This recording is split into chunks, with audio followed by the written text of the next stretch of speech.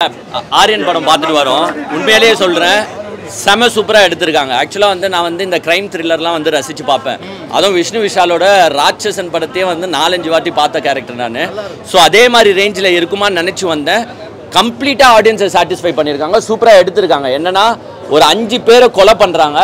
அந்த கொலையை யார் பண்ணுறான்றது வந்து சஸ்பென்ஸாக காட்டியிருக்காங்க. செல்வராகவன் சார் ஆக்டிங் வந்து பார்த்தீங்கன்னா ரியலாக சூப்பராக இருக்குது. இப்போது ஒரு படத்தோட மெயின் இதே என்ன தெரியுமா, யார் கொலை பண்ணுறாங்க அப்படின்றது தான் சஸ்பென்ஸு. ஆனால் இங்கே வந்து கொலை பண்ணுறது யாருன்றது தான் ஃபஸ்ட்டே சொல்லிடுறாங்க. பட் அந்த கொலைலாம் எப்படி நடக்குது அப்படின்றத பார்த்தீங்கன்னா சூப்பராக எடுத்துகிட்டு இருக்காங்க. நான் ஆக்சுவலாக வந்து never expected this kind of ஒரு ஸ்டோரி லைன் எடுத்துகிட்டு போவாங்கன்னு நான் நினச்சே பார்க்கல. உண்மையிலே அந்த என்டையர் டீமுக்கே வந்து நான் என்னுடைய வாழ்த்துக்களை சொல்லிக்கிறேன். ஹீரோவுக்கு டிக்கெட் வாங்கினேன். எப்போவுமே சீட்டு மோனையில் தான் இந்த மாதிரி சைக்கோபேத் படம்லாம் பார்ப்போம். ஆனால் இசோட்ரோக்கு இன்டர் பிளாக்ஸ் முன்னாடி வந்து பார்க்க வச்சுது இந்த படம். அந்த விதத்தில் இந்த கதையில் என்ன இருக்குன்னா, ஒன் லைனை மட்டும் சொல்லணும்னா, சைக்கோபேத்தாக செல்வராகவன் நடிச்சிருக்கிறாரு. செத்து போன ஒரு ஆள் முதல்ல சுட்டுன்னு செத்துடுறாரு. அடுத்த 5 நாளில் நான் 5 பேரை சாவடிக்க போகிறேன்ட்டான். இதுவே ஒரு ஹாலிவுட் ரேஞ்சுக்கு இருந்தது. அதை அழகாக ஜஸ்டிஃபை பண்ணி முடித்து ஒரு சமுதாய சிந்தனையில் முடித்தது வந்து ரொம்ப அழகாக இருந்தது. எல்லாரையும் ஓட விட்டாங்க. நகைலாம் வச்சுருக்கவங்க போகாதீங்க, கண்டிப்பாக நகத்தை கடிச்சு கீழே துப்பிடுவீங்க. அவ்வளோ அழகாக இருந்தது படம். விஷ்ணு விஷால் வந்து இப்போ நல்ல கதைகளை தேர்ந்தெடுக்கிறாரு அப்படின்றத பார்க்குறோம். இன்னொன்று இப்போ ஒருத்தர் கேள்வி கேட்டார், விஷ்ணு விஷால் அவரோட பையன் பேர் வச்சிருக்கிறார் ஆரியன்னு, அந்த பேரை காப்பாற்றினாரான்ட்டு. விஷ்ணு விஷால் அவர் பையன் பேரெல்லாம் காப்பாற்ற தேவையில்ல. எந்த கான்ட்ரவர்சியும் சிக்கல்னாலே அவர் பேரே நல்லா இருக்கும். அவர் பையன் பேரை அவர் பார்த்துக்கிட்டோம். ஆனால் நல்லா இருக்குது இந்த படம். அவர் தம்பிக்குன்னு ஒரு படம் போன மாதம் எடுத்தாருன்னு நினைக்கிறேன். அதுவும் நல்லா இருந்தது. இந்த படமும் நல்லா இருந்தது. இந்த மாதிரி படங்கள் தமிழ் சினிமாவுக்கு தேவை. வந்திருக்கிற 6 படத்தில் இந்த படம் முன்னிலை வகிக்கும்னு நான் நம்புகிறேன். ஆரியத்துக்கு எதிரானது தமிழ்நாடுன்றது கரெக்டு தான் உங்கள் பேச்சு. பட் ஆனால் இந்த படத்தில் ஆரியமும் காமிக்கல, திராவிடமும் காமிக்கல. ஆரியன்ற ஒரு அவரோட பையன் பேரை வச்சு காமிச்சிருக்கிறாங்க. பட்டு ஆரியம்ன்றது நம்மளுக்கு தேவையில்லை. ரெண்டுமே சமத்துவமாக காமிச்சிருக்கிறது கிளைமேக்ஸில் ரொம்ப கதைக்கு ஒட்டிச்சுன்னு நான் பார்க்குறேன். இருக்காரு ப்ரோ. 20 நிமிஷத்துக்கு அப்புறம் தான் கதையே வந்து வருது. பட் ஆனால் ரொம்ப ஸ்லோவாக இருக்குது. ஃபர்ஸ்ட் ஹாஃப் ரொம்ப ஸ்லோ, செகண்ட் ஹாஃப்ல தான் கதை ஆரம்பிக்குது. ஆக்சுவலாக அவர் சைக்கத்தனமாக தான் பண்ணியிருக்காரு. பட் ஆனால் நான் ரொம்ப எதிர்பார்த்தேன். ஆனால் ரொம்ப ஒரு மாதிரி செட்டில்டாக போயிடுச்சு. அமைதியாகவே போகுது அந்த கதை. ஆக்சுவலாக இல்லை, ராட்சசன் நான் எக்ஸ்பெக்ட் பண்ண அளவுக்கு இல்லை. ஒரு ஒன் டைம் பார்த்துக்கலாம், அவ்வளோ. அதுதான் இன்னும் கொஞ்சம் நல்லா பண்ணியிருக்கலாமா எனக்கு ஆசையாக இருக்குது.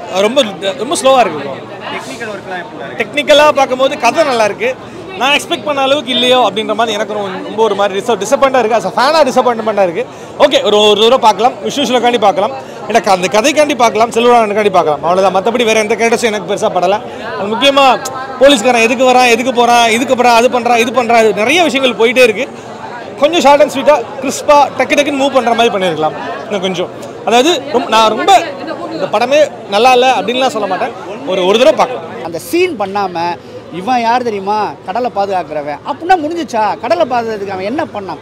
ஸோ அதெல்லாம் தெளிவாக சொல்லாதனால 2வது 5 பேர் இறக்குறாங்க. அந்த இறக்கும் போது நம்மளுக்கு சுத்தமாக கனெக்டாகல, ஒரு பரிதாபம் வரல. ஐயோ இவனை போய் கொள்றாங்களே, ஐயோ இவனை போய் கொள்றாங்களே, இந்த சீரியல் கில்லர் இவனை கொள்றானே அப்படின்னு கொஞ்சம் கூட பதட்டம் இல்லாதனால ஒரு ஆர்டினரியான ஒரு படம். சூப்பரான ஓடிடி கண்டென்ட், ஓடிடியில் செம்மையாக போகும், அவ்வளோதான் சொல்ல முடியும். ஹீரோ பெர்ஃபார்ம்லாம் சான்ஸே இல்லை. மியூஸ் எடுத்து வேறு விஷ்ணு விஷால் அந்த படத்தில் பார்க்கலாம். அதில் எந்த டவுட்டுமே கிடையாது. நம்ம ராட்சசன் மாதிரி வருவாப்புல அப்படின்னு நினச்சிக்கிட்டு இருந்தோம். ஃபிட்னஸில் வேறு, ஃபேஸில் வேறு, அவருடைய எல்லாமே மாறிடுச்சு. ரொம்ப அருமையாக வெறப்பான ஸ்ட்ரிக்ட் ஆஃபீஸராக வர்றாப்புல நல்லா இருக்குது. அமீர்கான் நடிக்க வேண்டிய ரோலில் வந்து இவர் வந்து பண்ணியிருக்காப்புல. விஷ்ணு விஷால் சொல்கிறாங்க, அமீர்கான் கேட்டு கூட நான் காம்ப்ரமைஸ் ஆகாமல் எனக்கு செல்வா சார் தான் நடிக்கணும்னு நான் செலக்ட் பண்ணேன்னு சொல்லிட்டு அதுக்கு வந்து ஒருத்தான் நினைட்டாப்புல. என்னை பொறுத்தவரை தமிழ்நாட்டில் அமீர்கானுக்குலாம் வேலை இல்லை, செல்வராகவன் சார் தான் வேலை. ஓவரால் படம் ஒரு decent watch, one time watchable. ஏன்னா ரொம்ப நாள் கழிச்சு ஒரு கிரைம் த்ரில்லர் ஜானரை வந்து சூப்பராக எடுத்துகிட்டு போயிருக்காங்க. அதே மாதிரி விஷ்ணு விஷால் வந்து நான் நார்மலாகவே நினைப்பேன், விஷ்ணு விஷால் வந்து ஒரு கதையை வந்து ஒரு சூஸியாக தான் எடுப்பார், மொக்க படத்தெல்லாம் எடுத்துட மாட்டாருன்ற ஒரு நம்பிக்கை இருந்துச்சு. அதை விஷ்ணு விஷால் வந்து சாட்டிஸ்ஃபை பண்ணியிருக்காரு.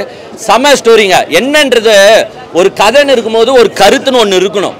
ஒரு ஆடியன்ஸ்க்கோ இல்லை ஒரு யங்ஸ்டர்ஸ்க்கோ நார்மலாக நான் சொல்கிற கருத்து தான் இது. எப்போவுமே ஒரு இளைஞர்கள் வந்து கெட்டு போயிடக்கூடாது, இளைஞர்களை நல்வகையில் எடுத்துகிட்டு போகிற ஒரு கருத்து இருக்கணும்.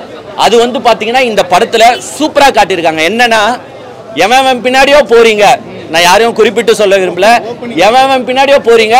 பட் இந்த மாதிரி ஒரு என்விரான்மெண்டல் ஆக்டிவிஸ்டா இருக்கட்டும், ஒரு சோஷியல் ஒர்க்கர்ஸா இருக்கட்டும், ஒரு டாக்டர்ஸா இருக்கட்டும், இவங்க பின்னாடிலாம் நீங்க ஏன் போக மாட்டீங்க? இந்த உலகத்துக்கோ இல்லை இந்த சமுதாயத்திற்கோ நல்லது செய்யற 1000 பேர் இருக்காங்க. ஆனா அவங்களெல்லாம் விட்டுட்டு நம்ம யார் பின்னாடி போறோம்னா ஒரு நடிகர் பின்னாடியோ இல்லை வந்து இன்ஸ்டாகிராம்ல ரீல்ஸ் போடுறவர் பின்னாடியோ நம்ம சுத்திட்டு இருக்கோம். பட் இந்த சமுதாயத்திற்கு நல்லது செய்யற யாரையுமே நம்ம கண்டுக்க மாட்டோம். இந்த படத்துல வந்து பாத்தீங்கன்னா ஒரு 5 பேர் செத்து போறாங்க. நான் ஆக்சுவலா கதையா சொன்னாதான் இது நல்லா இருக்கும், பட் முழு கதையை சொல்ல விரும்பல. அந்த 5 பேர் யாரு, இதுதான் மெயின் கொஸ்டின் மார்க். அந்த 5 பேர் ஏன் உயிரை விடுறாங்க, ஏன் தியாகம் பண்றாங்க அப்படின்றத சூப்பரா எடுத்துட்டு போயிருக்காங்க. ஏன்னா ஆக்சுவலா ஸ்டார்டிங் சீன்ல இருந்தே ஒரு ஆங்கர் ஷோ பண்ற மாதிரி ஸ்டார்ட் ஆகுது. அதுல செல்வராகவன் சார் வந்து உள்ள பூர்றாரு. ஒரு கொலை, ஃபர்ஸ்ட் கொலையா அங்க நடக்குது. ஒவ்வொரு கொலை நடக்கும் போதும் ஒரு அவருக்கு முன்னாடியே வந்து கொலையாளி பேரை சொல்றாங்க, யார் சாக போறாங்கன்ற பேரை ரிவீல் பண்றாங்க. அதுக்கப்புறமா எப்படி அவங்க செத்து போறாங்க என்னென்ன ஆக்சுவலா சூப்பரா எடுத்திருக்காங்க. ஆரியன்றது வந்து அங்க உள்ள சொல்லிடுறாங்க. நானும் யோசிச்சுட்டு வந்தேன், ஃபர்ஸ்ட் ஹாஃப் ஃபுல்லாவே யோசிச்சேன், ஏன்டா இதுக்கு போய் ஆரியன்னு பேர் வச்சிருக்கீங்க, ஒன்றும் கதையோட லிங்க் ஆகிற மாதிரி எனக்கு தெரியலையே அப்படின்னு யோசிச்சுட்டு இருந்தேன். பட் உள்ள வந்து அந்த ஆரியனுக்கு வந்து டீட்டெயில் சொல்லியிருக்காங்க. அந்த 6 பேர் செத்து போறாங்க இல்லையா, அவங்களுக்கு வந்து அந்த பேர் நேமிங்கை வச்சு சொல்றாங்க. ஃபர்ஸ்ட் ஸ்டார்டிங் லெட்டர் வந்து அதோட லிங்க் ஆகுது. சூப்பரா எடுத்திருக்காங்க. உண்மையா ஒரு பாட்டு, ஒரே பாட்டு தான் இருக்கு, அதுவும் மைன்யூட்டா தான் போகுது. ஹீரோயினை தூக்கின்னு வந்து விட்டு டான்ஸ் ஆட வச்சு அந்த மாதிரி எந்த சொதப்பலும் இல்லை. ஃபுல்லாவே வந்து ஸ்டோரி ரிலேட்டடா போயிருக்காங்க. அந்த ஆமா, நான் ஆக்சுவலா அந்த டிரெக்டர் சத்தியமா யாருன்னு கூட எனக்கு தெரியாது. ஏதோ பிரவீன் கேன் போட்டு இருந்துச்சு. எஃப்ஐஆர் அவர் தான் தரா. அந்த படமும் சூப்பரா தான் இருக்கும், செமையா எடுத்திருக்காரு. அந்த ஸ்டோரி என்னன்னா ஃபர்ஸ்டே கொலையாளியை ரிவீல் பண்ணிட்டு கதையை தக்க வைக்கிறதுலாம் மிகப்பெரிய விஷயம். அதை அந்த பாயிண்டை எடுத்தோம், கொலையாளி யாருன்னு சொல்லிட்டோம், அதை வந்து ஒரு 2.5 ஹவர் நவுத்திட்டு போயிருக்காருன்னா really such a GeM.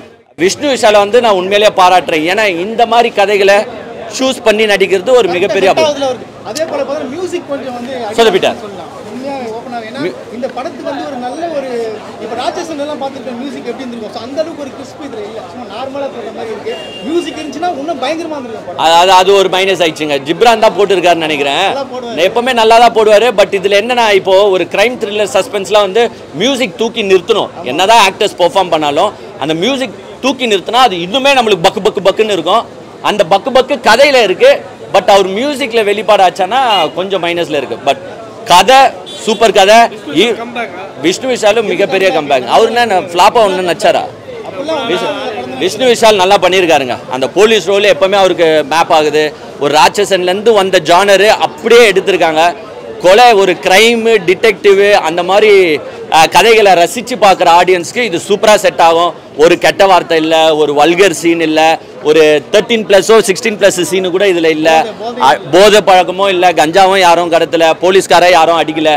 So நார்மலாக எடுத்துகிட்டு போய் சூப்பராக ஒரு 2.25 ஹவரும் ஏன் இந்த கொலை நடந்துச்சு, எதுக்கு இந்த கொலை நடந்துச்சு, யாரை பண்ணா அப்படின்றத, எதுக்கு பண்ணாங்கன்றதா மெயின் கொஸ்டின் மார்க். இந்த படத்துல விஷ்ணு விஷால் போலீஸா பண்ணிருக்காரு.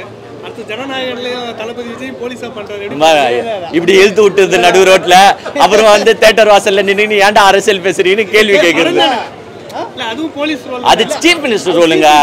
அதுக்குள்ளலாம் நீங்க அது சிஎம் ஆக போறாரு. அதை டிஸ்டர்ப் பண்ணாதீங்க. ஏங்க படத்துலயாச்சும் சிஎம் ஆகட்டும், ஏங்க தொல்லை பண்றீங்க? ஆய் போட்டுமேங்க, படத்துலயாச்சும் ஆய் போட்டாங்க.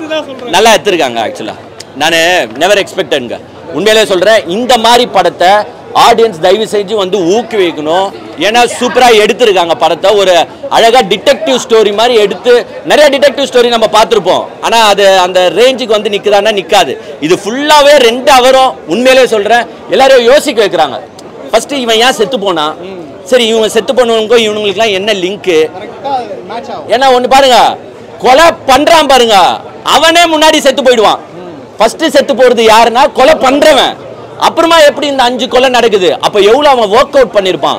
ஒரு 10 இயர்ஸ் பிளான். அது அந்த பிளானை எப்படி எக்ஸிக்யூட் பண்ணிருப்பான். அவன் ஏன் இந்த 5 பேரை கொலை பண்ணான், இந்த 5 பேர் யாரு, அவங்க இந்த சமுதாயத்திற்கு என்ன செஞ்சாங்க அப்படின்றத சூப்பரா விரிவிச்சு. I really like this.